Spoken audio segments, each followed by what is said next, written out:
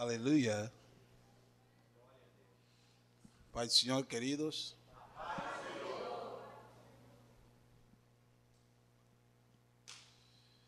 Vamos.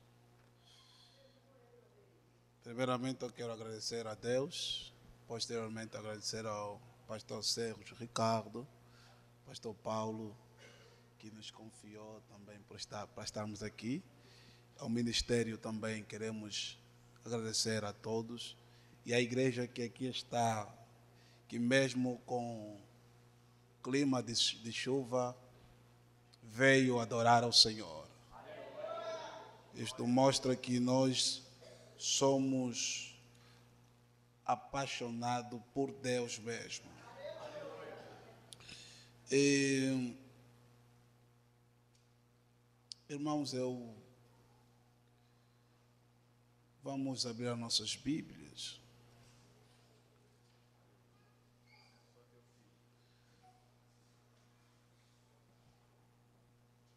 Abra a tua Bíblia em Gálatas.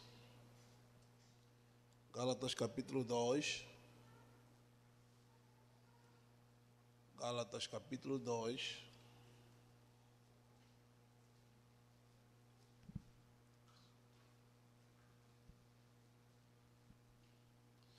Gálatas capítulo 2.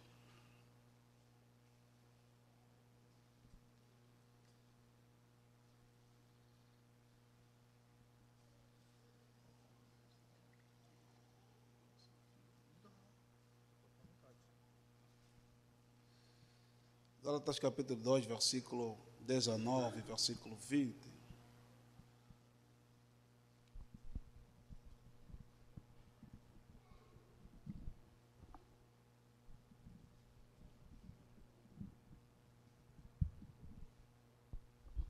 Aleluia. Gálatas capítulo 2, versículo 19, versículo 20. Posso ler? Diz assim a palavra do Senhor.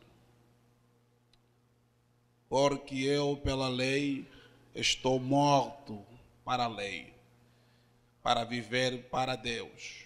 Versículo 20. Já estou crucificado com Cristo. E vivo não mais eu, mas Cristo vive em mim.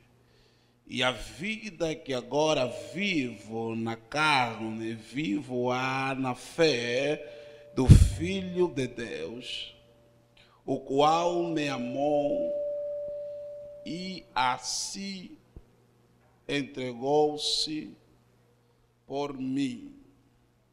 Palavra do Senhor. Toma o teu assento, eu vou pedir ao pastor Sérgio para orar por mim.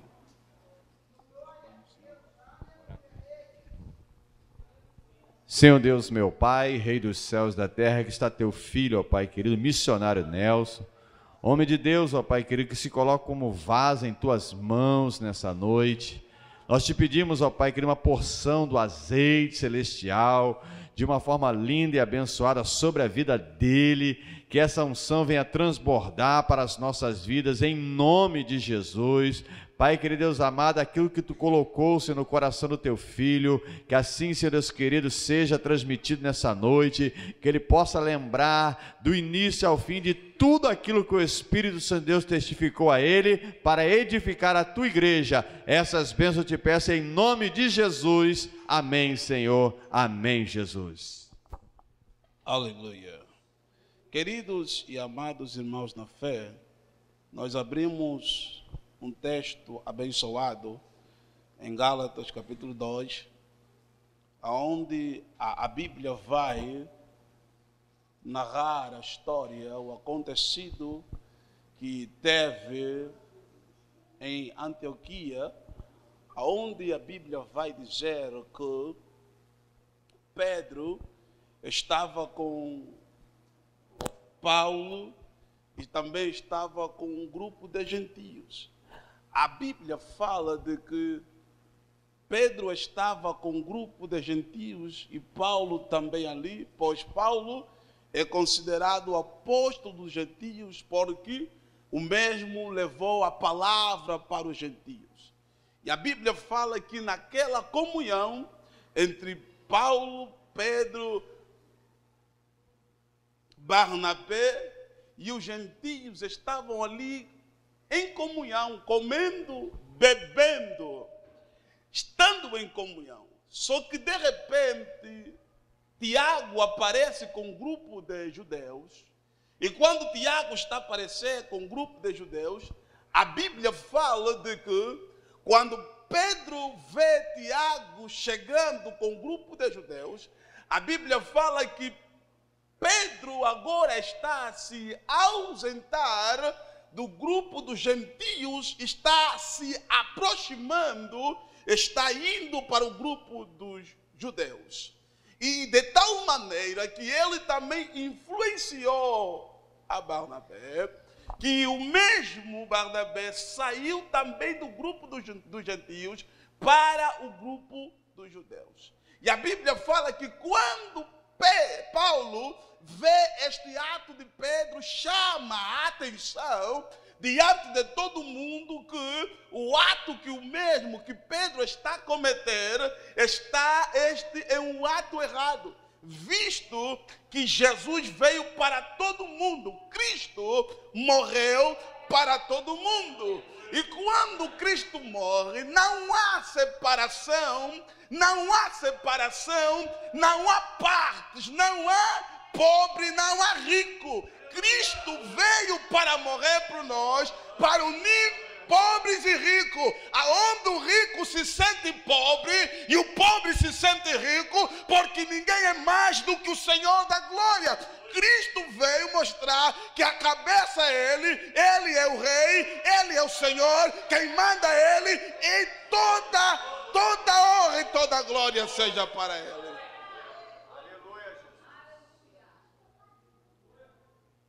Paulo está dizendo assim: ei, eu já não vivo, Cristo vive em mim.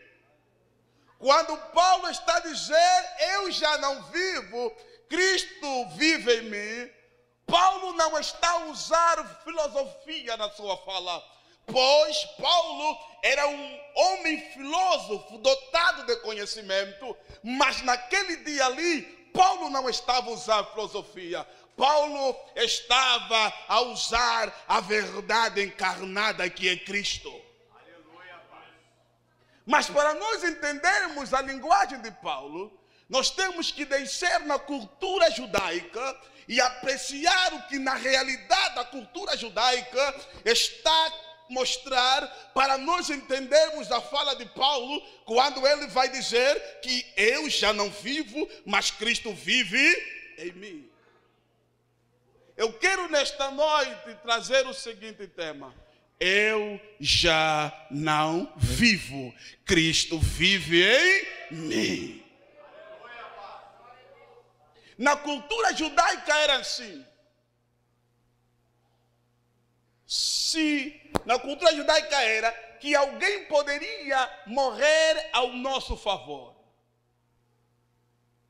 Na cultura judaica era assim, por exemplo, se eu sou filho do pastor Sérgio, e daqui a pouco matei alguém lá fora, estou correndo para casa. Só que quando eu chego em casa, encontro meu pai, pastor Sérgio.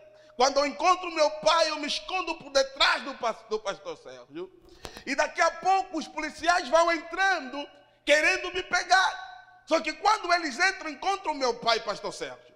E daqui a pouco eles vão explicar o que realmente aconteceu, que eu matei alguém lá fora. E o pastor vai dizer assim, e o que vão fazer? Eles vão dizer assim, porque ele matou, ele também vai ser considerado, vai ser levado para a pena de morte. E o pastor, como pai, vai dizer assim, não, deixa o meu filho Nelson aqui, eu vou morrer por ele. Deus de propósito, porque Deus quando tem um propósito, Ele faz de propósito para alcançar o seu propósito. como a cultura judaica, alguém poderia morrer por nós. Deus faz nascer Jesus Cristo na cultura judaica para substituir-nos na cruz, para morrer por nós. Quando a Bíblia fala que Jesus está na cruz, daqui a pouco o meu mestre Jesus Cristo vai clamar na cruz: Eli, Eli, lama sabachthani, que entre outras palavras é: Deus meu, por que me desamparaste? Jesus estava a me substituir na cruz. Eu não estava lá fisicamente, mas a cultura dizia que alguém poderia morrer por nós. Então Jesus está na cruz, está a fazer a minha vez. Quer dizer que quando Jesus estava na cruz, eu estava lá também, tu estavas lá também. Quando Jesus morreu na cruz, eu morri também com ele, e você também morreu com ele. Quando Jesus ressuscitou, eu ressuscitei com ele, e você ressuscitou com Cristo.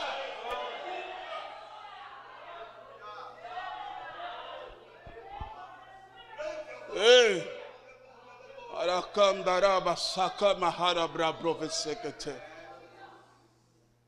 quando você vê Jesus na cruz a dizer: Elohim, Elohim, lama sabachthani, Deus meu, por que me desamparaste? Quando Deus olhava para a cruz, ele não conseguia ver o seu filho amado na cruz. Ele só conseguia ver o meu pecado, só conseguia ver o teu pecado. Mas quando Jesus ressuscitou, agora Deus, ao olhar para a minha vida, ele não consegue ver o meu pecado, ele não consegue ver o teu pecado. Agora Deus, ao olhar para você, ele só consegue enxergar Jesus em você, só consegue enxergar Jesus em você. Eu vim aqui para dizer para você: pois nenhuma condenação há mais para aqueles que estão em Cristo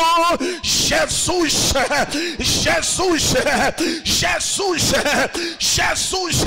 Quando o diabo me acusa ao ponto de me matar, Jesus se levanta para me defender ao ponto de me salvar. Não há mais condenação em mim, porque Cristo vive em mim.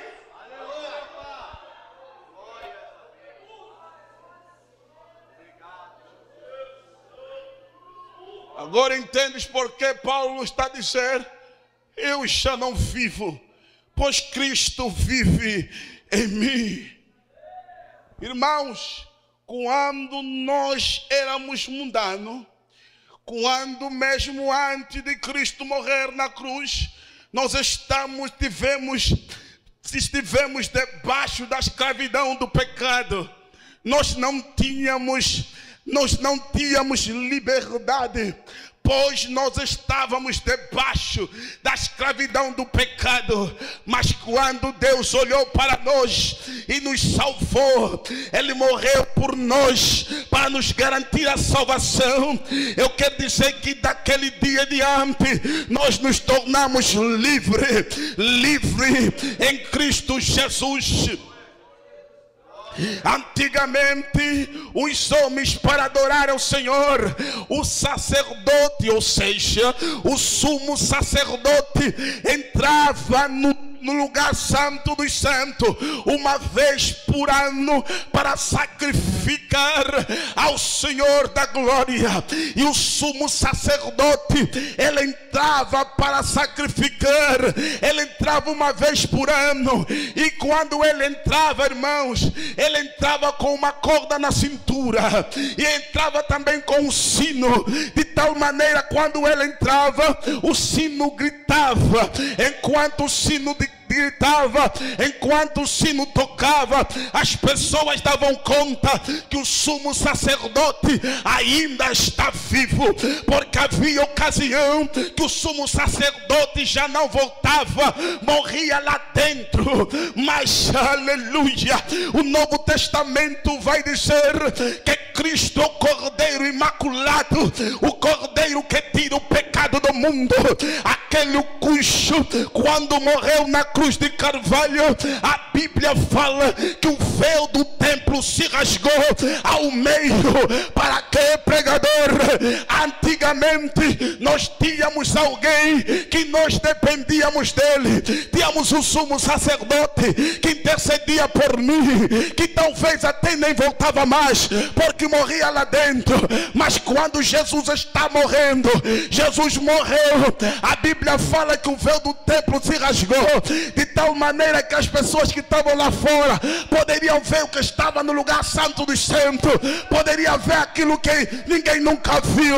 Eu quero dizer para você, Jesus estava, em outras palavras, abrir porta de entrada para eu e você chegar diante do Pai a qualquer hora, em qualquer momento, falar com o Pai e o Pai ouvir a tua voz e Ele responder você.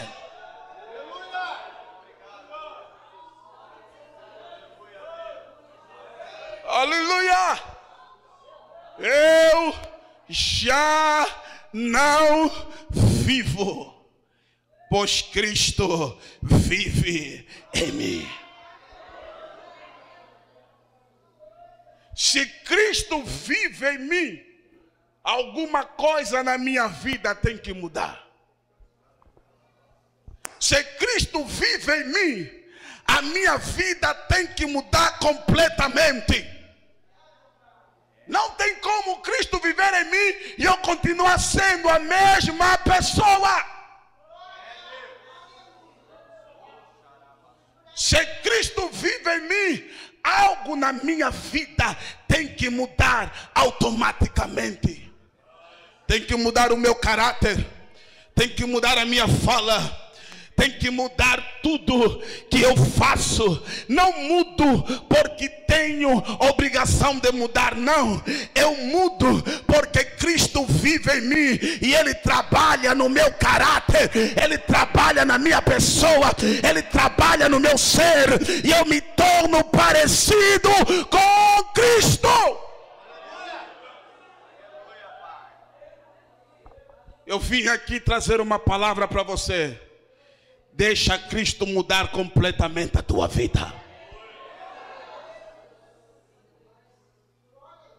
Existem pessoas na igreja que querem mudar tudo por obrigação porque tem medo de ir no inferno.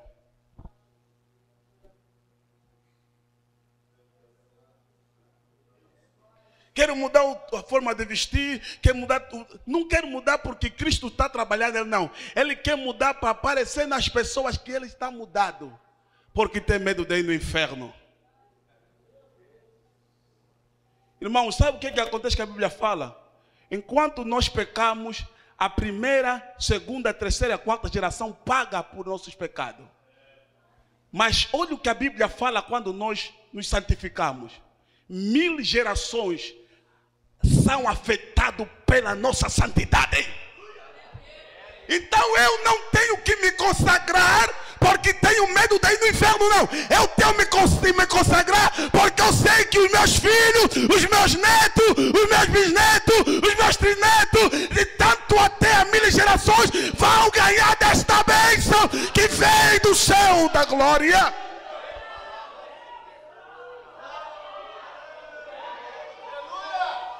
Deus muda assim o nosso ser, Deus muda assim o nosso caráter, Deus muda assim a nossa pessoa. Quando Paulo está dizendo, eu já não vivo, Cristo vive em mim, Paulo está dizendo, Cristo mudou a minha pessoa.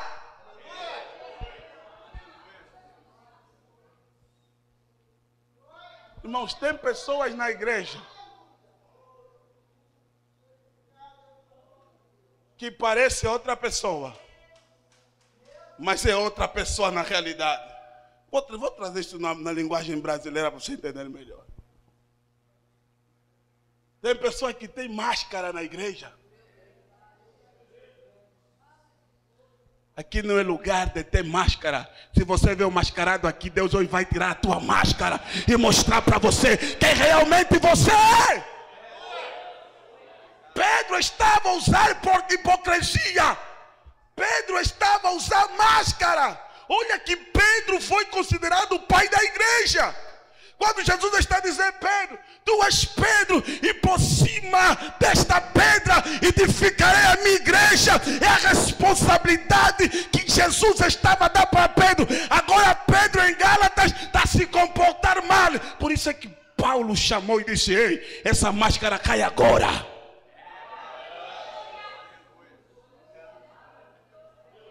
Pedro queria ter duas caras. Enquanto estava com os gentios, são gentios. Quando o meu povo vir, vou embora no meu povo. Pedro lhe falou: ei, tira essa tua hipocrisia. Em Cristo não há desigualdade. Em Cristo só há igualdade. Se você veio aqui dizer que eu sou maior aqui, eu sou mais aqui, Deus está dizendo: ei, aqui todo mundo está na mesma faixa etária. Aqui ninguém é maior que ninguém. Aqui o maior é Cristo. O maior é o Senhor da glória.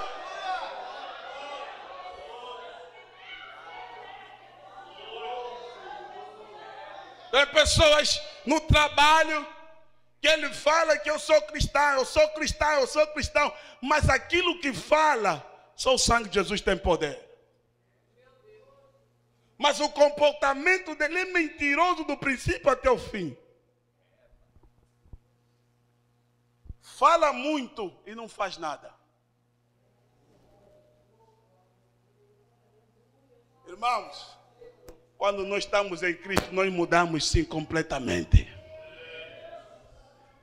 Se você não mudar, se desconfia.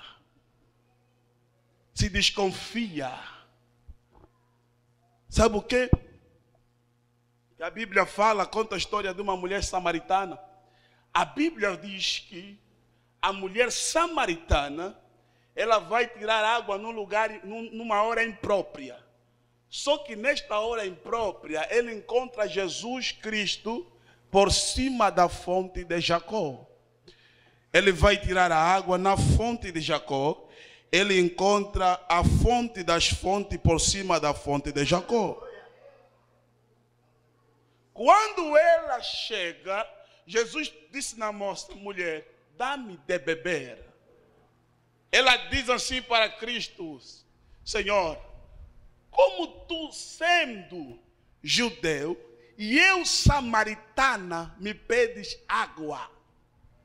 Tu não sabes que não há ligação entre eu e você, porque somos diferentes.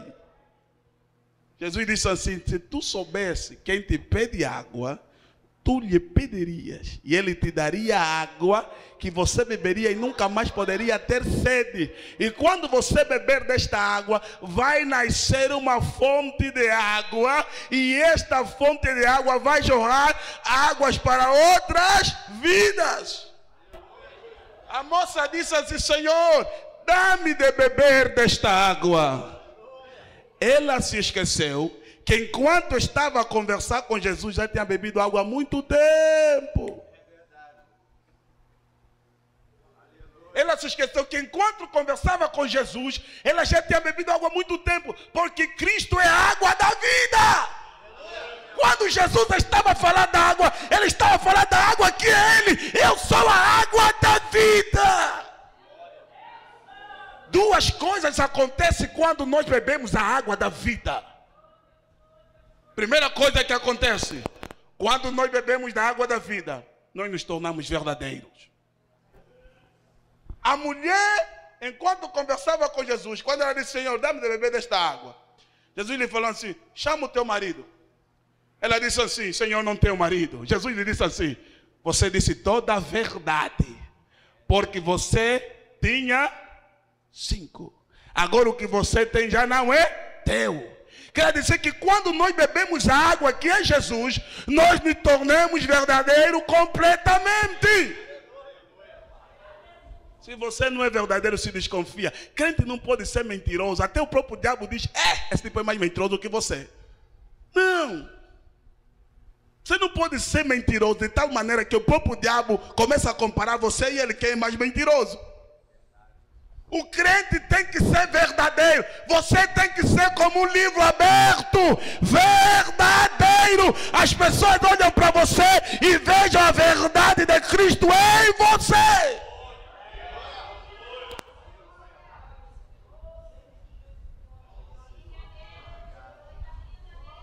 Agora, irmão, vê o que acontece.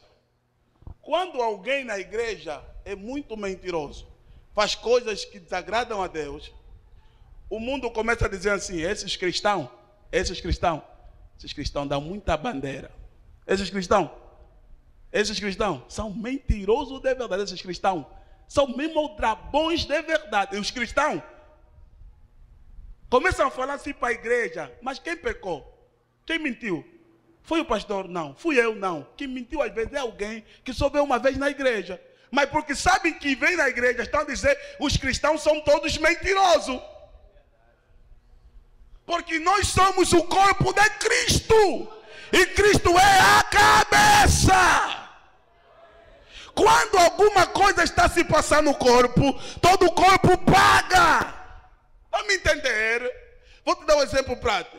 Se porventura eu me magoo, panco num lugar, me machuco em alguma coisa, sabe o que vai acontecer? Quando eu pancar, sinto dor. Mas como é que eu vou sentir dor? Eu vou sentir dor porque o meu corpo todo, ela é constituído por células. O que vai acontecer? Quando eu me magoar, a célula onde eu me magoei, se eu me magoei nos pés, a célula dos pés vai transmitir, vai levar informação até no cérebro, e aí eu vou gritar: ai! Quando eu gritar ai, mas quem sentiu o corpo ou o dedo? É o dedo, mas as células levaram informação para o meu cérebro que eu me magoei. É o mesmo que acontece com a igreja. Quando você comete alguma coisa errada, uma coisa vai acontecer: todo mundo vai ser falado mal, toda a igreja vai ser falado mal. Por quê? Porque você é membro do corpo de Cristo. Então, antes de fazer alguma coisa, não lembra só de você, lembra também do teu irmão, lembra também que você é magoado. Lembra também que o pastor também será magoado. Lembra também que o evangelista também será magoado. Não, quem vai fazer é você. Mas todo o corpo paga, todo mundo paga. Eu vim aqui para dizer para você: Cristo é a cabeça da igreja. Se Cristo é a cabeça da igreja, então vamos fazer coisas que agradam a Cristo.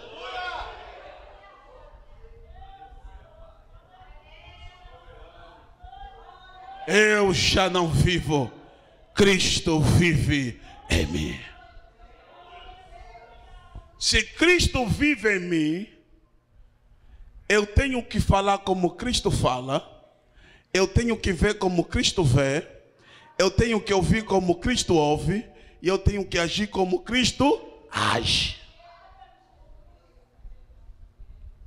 Eu tenho que ver como Cristo vê. Como é que Cristo vê? Cristo vê com o olhar da graça.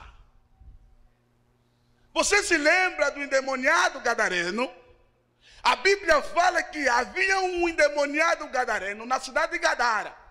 Só que Jesus Cristo passa pela cidade de Gadara, quando encontra um homem, um moço, que ele era endemoniado, que ficava acorrentado e quebrava as correntes, que andava nu, que fazia as pessoas não passar por aquele lugar, porque ele atormentava todo mundo. E ele vivia em sepulcro. Quando um dia Jesus estava passando por ali, a Bíblia fala que quando ele vê Cristo, o endemoniado prostra-se e começa a dizer, os demônios que estão nele começam a dizer: Senhor, filho de Davi, o que nós temos contigo, vieste nos atormentar. E a Bíblia fala que Jesus, quando expulsa o demônio que estava nele, a Bíblia fala que a notícia correu de tal maneira que os vizinhos se aperceberam o que estava acontecendo. Quando Jesus Cristo expulsa os demônios que estavam nele, a Bíblia fala que os vizinhos vieram. Quando os vizinhos vieram, encontraram o ex-endemoniado, agora em perfeito juízo, ao lado de Jesus, ou melhor, aos pés de Jesus, limpo. E a Bíblia fala que os vizinhos chotaram Jesus da cidade de Gadara.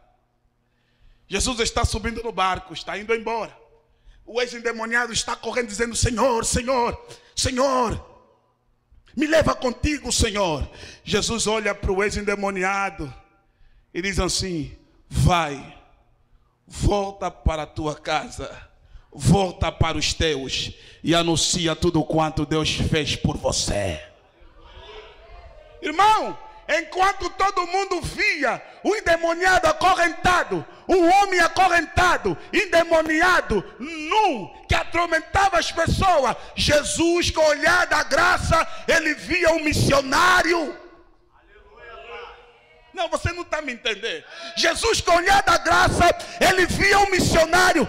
Eu vou te dizer uma coisa mais. A primeira pessoa que Jesus mandou anunciar o evangelho não era os discípulos, era o ex-endemoniado e gadareno. A primeira pessoa que anuncia a palavra de Deus para as pessoas. Olha como Jesus olha. Olha com o olhar da graça. Quando todo mundo está vendo que não vai dar certo, olha com o olhar da graça e diz: vai dar certo. Quando você vê a tua filha está se prostituindo, não chama ela de prostituta, não, que coisa feia. O teu olhar agora é o olhar de Cristo, o olhar da graça. Senta com ela, diz assim: minha filha, você não é prostituta coisa nenhuma. Você é uma menina adoradora, alguém que ama Deus, alguém que é apaixonado por Deus. Mas pregador, como assim? Se ela é, eu estou a dizer para você, quando você olhar com o olhar da graça e falar essas palavras, Deus vai transformar completamente ela. Quando eu já não vivo, Cristo vive em mim. Eu me torno parecido com Cristo. Quando eu já não vivo, Cristo vive em mim. A minha fala solta como palavras de Cristo. Eu não preciso lutar para as coisas acontecer. Eu não preciso levar a brutidade, não. Eu só preciso falar como Cristo fala. O que Cristo faria se tivesse no teu lugar? Cristo não maltrataria coisa nenhuma. Cristo chamaria e mudaria a situação da história. Cristo falaria e as palavras deles mudariam. Ei, as palavras de Deus estão dentro de você. É só você soltar e ela vai se manifestar na tua vida.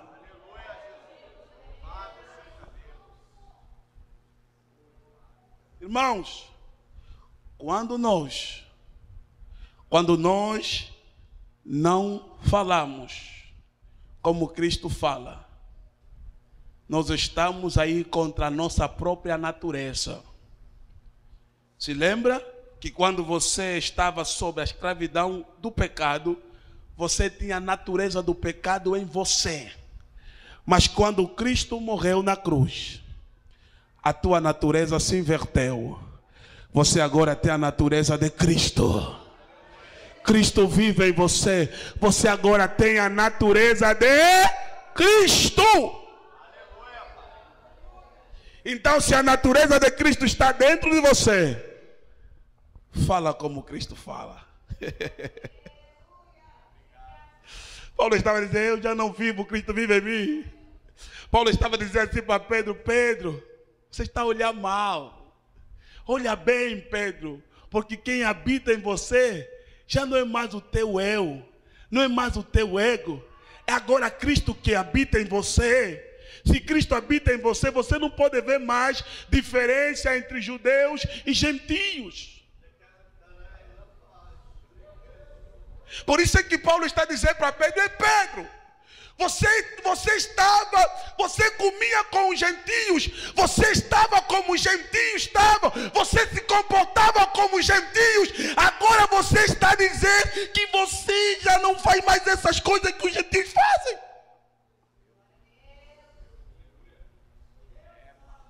Paulo está a dizer, Pedro,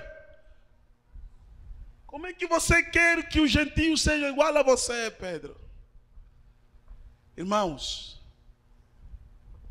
há diferença entre você e um mundano. Não vê como o mundano vê nunca. Vê como Deus vê. As coisas na tua vida só vão mudar quando você vê como Deus vê. Tem pessoas na igreja que o filho, a mãe, a família não se converte. Não é porque você não está a orar, é porque o teu comportamento não está a mostrar realmente quem você é. O marido que é mundano está olhando para você e está te igualar no mesmo nível. Está dizendo assim, como é que eu vou ir na igreja se minha mulher se comporta assim em casa? Mas quando você ser diferente, ele vai olhar para você e vai dizer, eu quero conhecer o Deus que você serve. Uau, aleluia!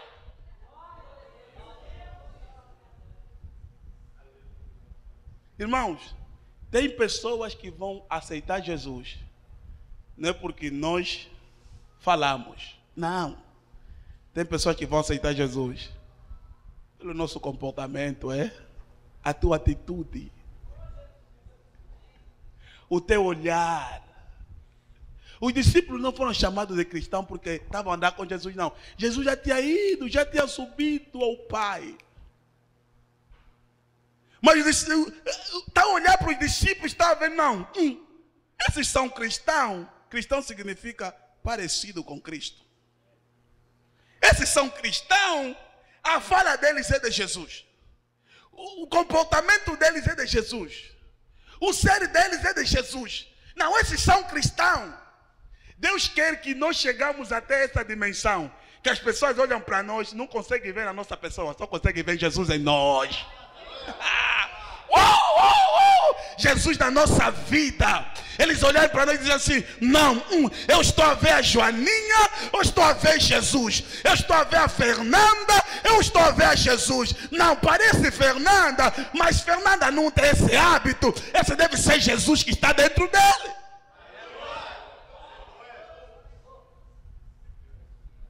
Eu não vim aqui falar outra palavra se não for mostrar que Jesus está dentro de você.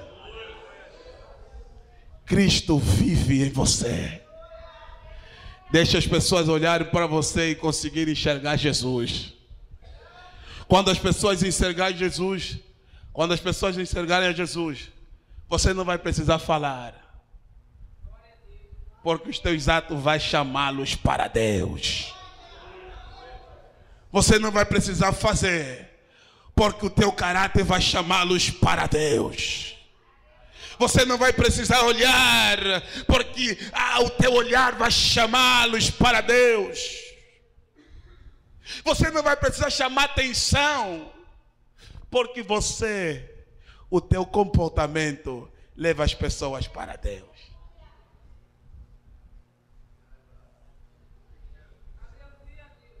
Quando você chegar até essa dimensão,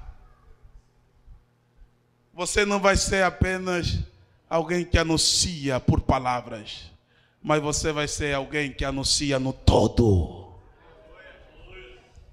O teu todo leva Jesus, as pessoas, traz as pessoas para Jesus. Não é só a tua fala, não é só o teu olhar, não é só o teu andar, mas o teu todo leva as pessoas para Cristo. Quem quer ser essa pessoa que leva as pessoas para Cristo? Glorifique ao Senhor da glória.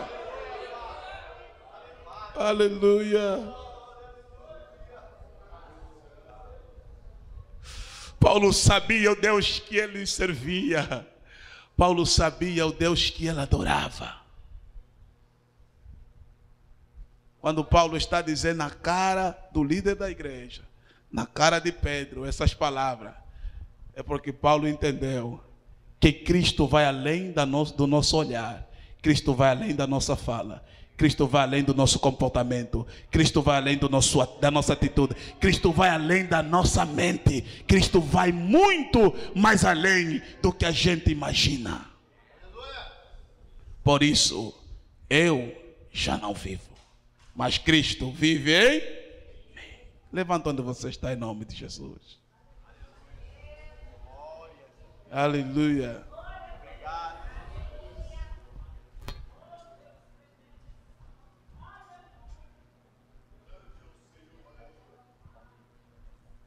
Vamos adorar com a nossa irmã Tamires.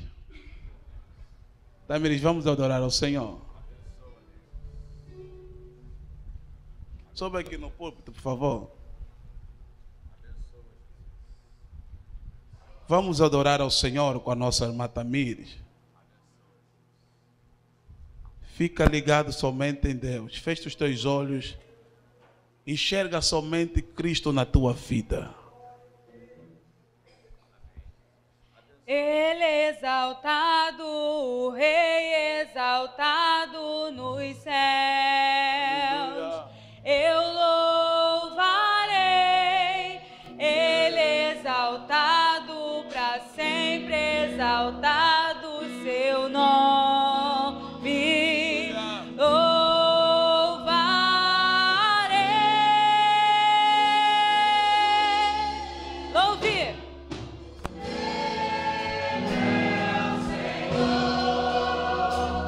Sua verdade vai sempre reinar.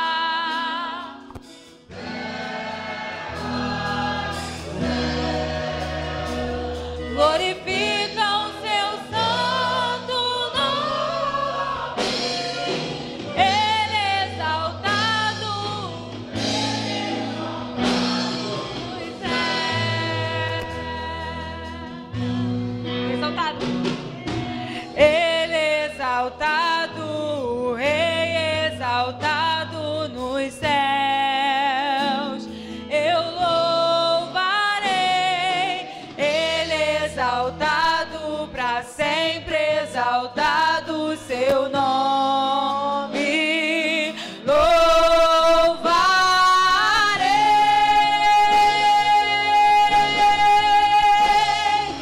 Ele é o Senhor. Sua verdade vai sempre reinar. Terra e céus glorificam seu santo nome. Ele é exaltado, o Rei exaltado nos céus.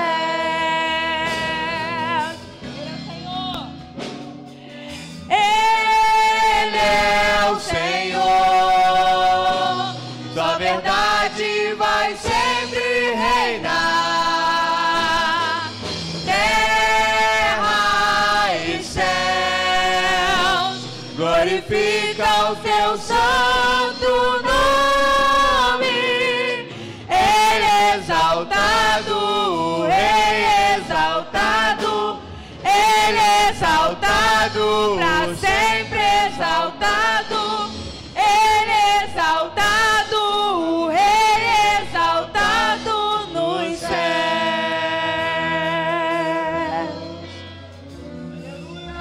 E se esse Rei Jesus habita em seu coração, dê uma linda salva de palmas para o Senhor Jesus nessa noite.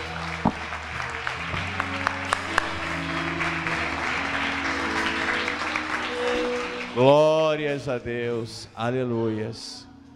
Quantos são a habitação de Cristo Jesus? Levante a sua mão. Louvado seja Deus. Creio que todos são salvos em Cristo Jesus. Pode abaixar suas mãos. Louvado seja Deus. A igreja pode tomar o seu assento. Deus abençoe o missionário Nelson.